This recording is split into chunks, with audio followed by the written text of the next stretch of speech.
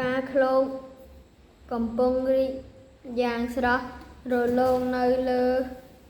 ទ្រើងរីឯមេអំបៅនាំគ្នាហិចហោចក្រេបលំអងផ្កាយ៉ាង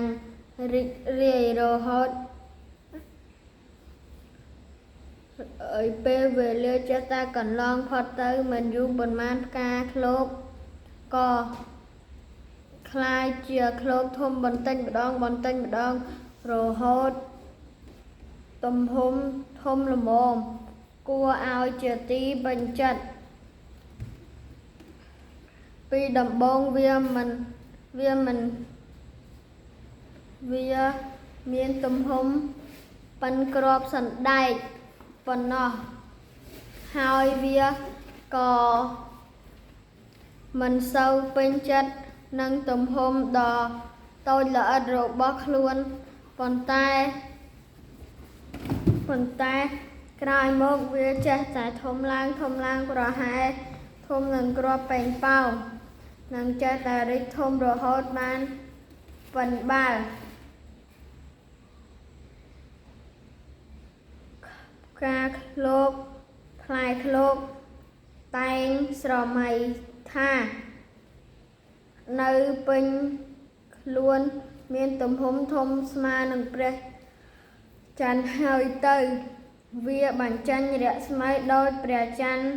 បរមីមិនខានទេលុះក្រោយមកវាក៏មានទំហំស្មើនឹងព្រះច័ន្ទពិតមែន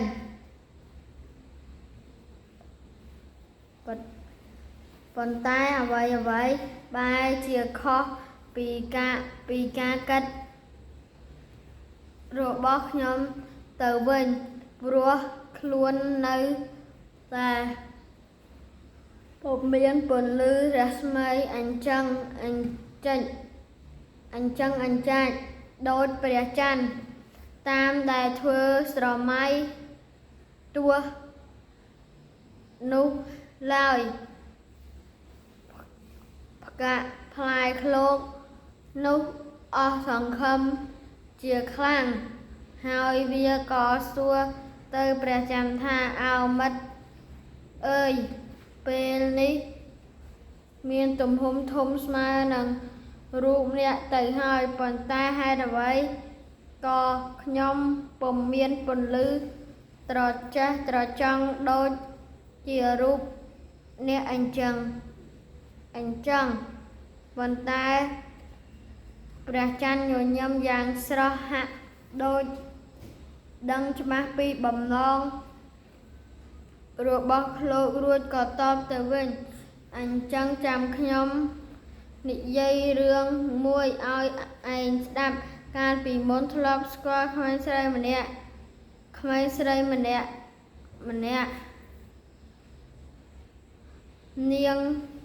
នាងចូលចិត្តអានសៀវភៅ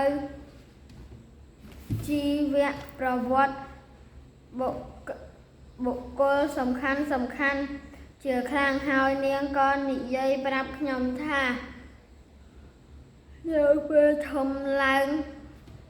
នាងចង់ធ្វើជាប្រធានាធិបតីប៉ុន្តែក្រោយមកមិនយូរប៉ុន្មាននាងក៏ត្រឡប់មករកខ្ញុំម្ដងទៀតហើយនិយាយប្រាប់ខ្ញុំថាព្រឹកមិញនាងបានមើលទូរទស្សន៍នៅផ្ទះហើយពេលនេះនាងក៏ប្តូរចិត្ត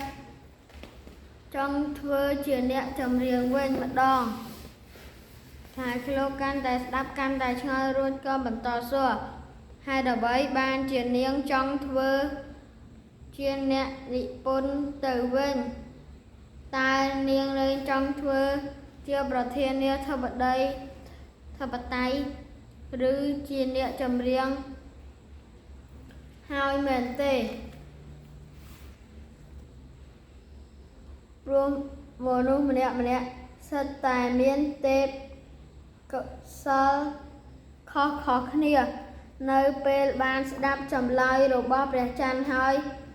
ការឃ្លោកក៏លើករឿងទាំងនោះមកពិចារណាថ្ងៃយប់បន្ទាប់ការឃ្លោកក៏និយាយប្រាប់ទៅព្រះច័ន្ទថាអោមិត្តអើយពេលនេះខ្ញុំបានកិត្តគូល្អិតល្អន់អស់ហើយខ្ញុំនៅនឹងធ្វើជាភាជនដ៏អស្ចារ្យសម្រាប់មនុស្សយកទៅធ្វើជាប្រជាជនវិញល្អជាងត្រូវហើយប្រសិនបើឯងមិនធ្វើកិច្ចការទាំងនោះទេប្រហែលជាគ្មានអ្នកណាអាចធ្វើបានឡើយកិច្ចការខ្លះគឺមានតែឯងប៉ុណ្ណោះដែលអាចធ្វើបានមិនថាធ្វើកិច្ចការអ្វីក៏ដោយគឺត្រូវពឹងផ្អែកលើសមត្ថភាពនិងទេពកោសល្យទើបយើងអាចបំពេញភារកិច្ចទាំងនោះបានល្អប្រសើរបំផុត